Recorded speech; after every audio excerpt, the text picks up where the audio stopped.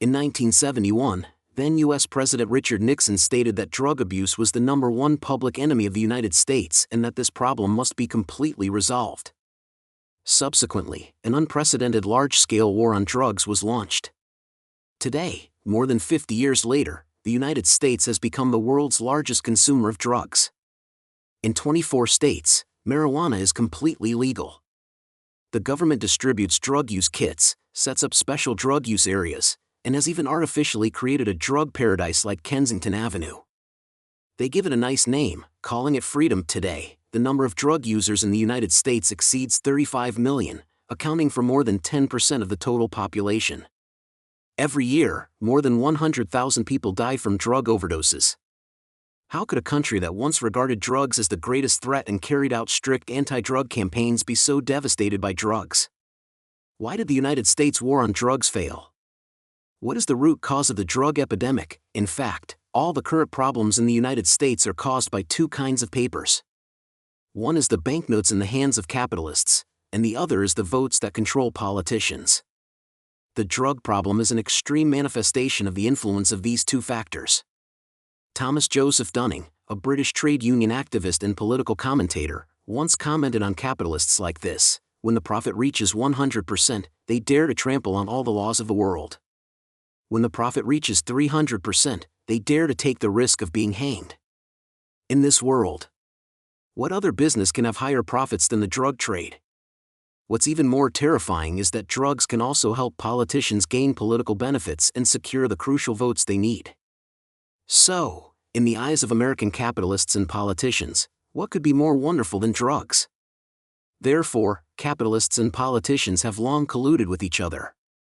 They have seized the power to formulate laws, enabling them to manipulate drugs that will serve their own interests. From the late 1960s to the early 1970s, the United States was deeply mired in the quagmire of the Vietnam War. Anti-war demonstrations and civil rights movements were surging across the country. Youth groups represented by the hippies regarded drug use, such as smoking marijuana, as a symbol of resistance against social norms. In the black communities, due to systematic poverty and racial discrimination, they became the hardest-hit areas for hard drugs like heroin. A report from the U.S. Congress shows that approximately 4.7 million Americans used marijuana, 1.5 million used heroin, and the drug use rate among soldiers in the Vietnam War was as high as 34%. The drug problem had already become a visible crisis, directly affecting the stability of the regime. At this time, Nixon had just won the general election by a narrow margin and was in urgent need of winning re-election by building a tough governance image. Therefore, the Nixon administration believed that linking the left-wing movement with the drug problem could divert the public's dissatisfaction with the Vietnam War and consolidate the support of conservative voters. The core strategy was to crack down on anti-war left-wing groups in black communities. By associating hippies with marijuana and black people with heroin, these two groups were deprived of political legitimacy. In 1971, Nixon requested that Congress allocate $84 million for emergency anti-drug measures. At the same time, the Controlled Substances Act was passed to centrally regulate drugs, and the Drug Enforcement Administration, DEA, was established to integrate law enforcement forces. At the international level, the United States pressured Turkey to ban poppy cultivation. It also restricted the opium supply chain through economic compensation and United Nations conventions. The United States also cooperated with France to crack down on the heroin processing chain. At the same time, the American media also cooperated with the government to exaggerate the harm of drugs and portrayed drug users as public enemies of society. Under this all-round and three-dimensional crackdown, the drug abuse problem in the United States was indeed curbed to a certain extent.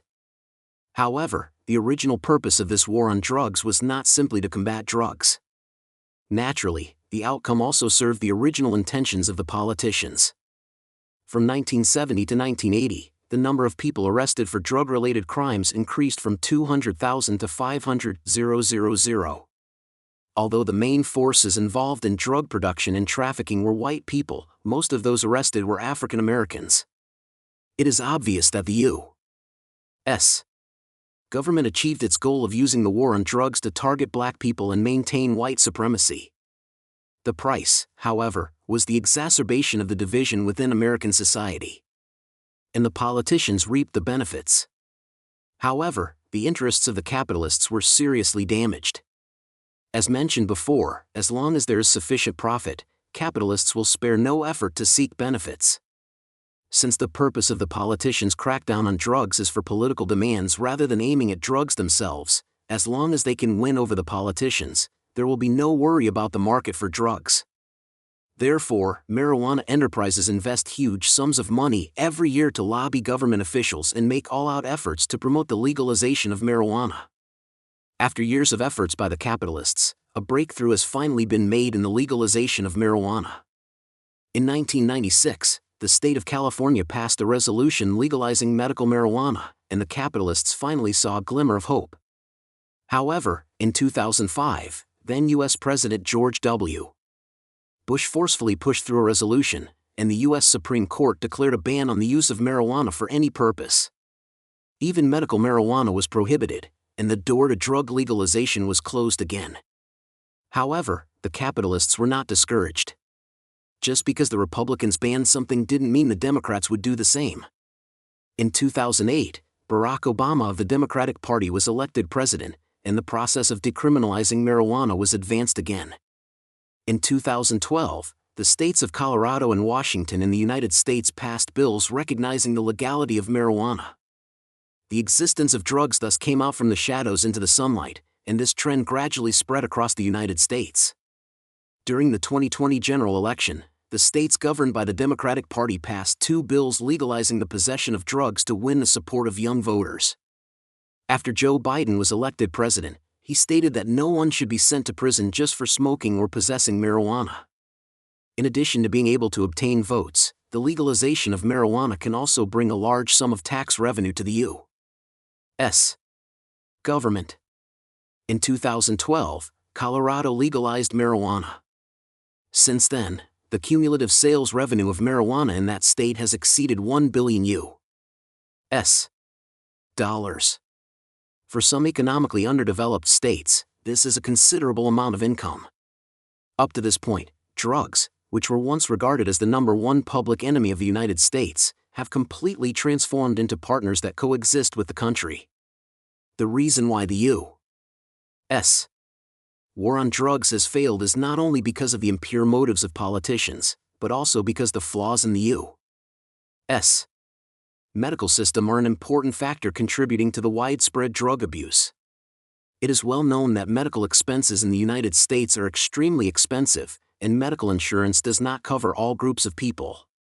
Low-income individuals simply cannot afford to see a doctor, so they can only choose to take painkillers to relieve their suffering. This has provided a great opportunity for pharmaceutical companies to show their skills. In 1995, the American pharmaceutical company Purdue Pharma began to promote a new type of painkiller it developed, OxyContin. It was promoted as a miraculous drug, and its pain-relieving effect was 3 to 5 times that of traditional drugs. However, in essence, it is still an opioid drug, and its addictive nature is also stronger than that of traditional drugs. But for the sake of profit, the company chose to conceal this fact.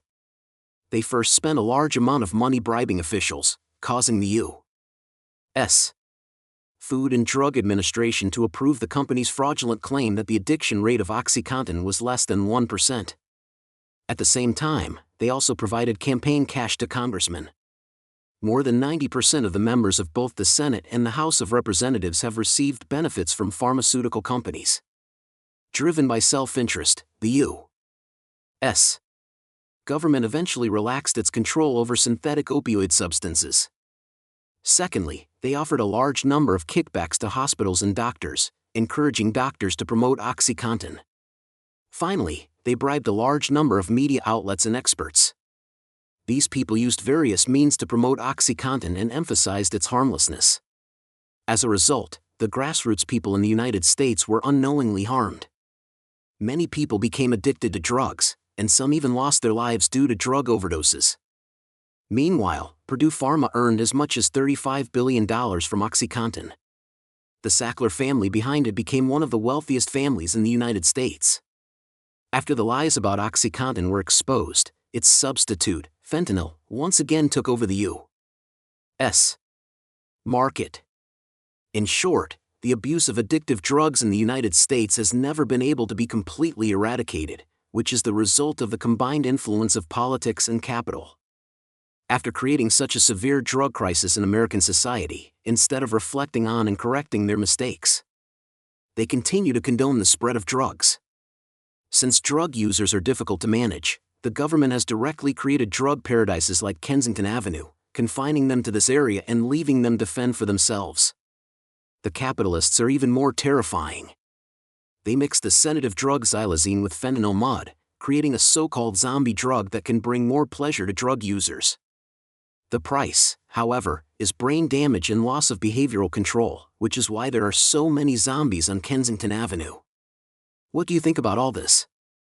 You are welcome to leave your comments and discussions in the comment section.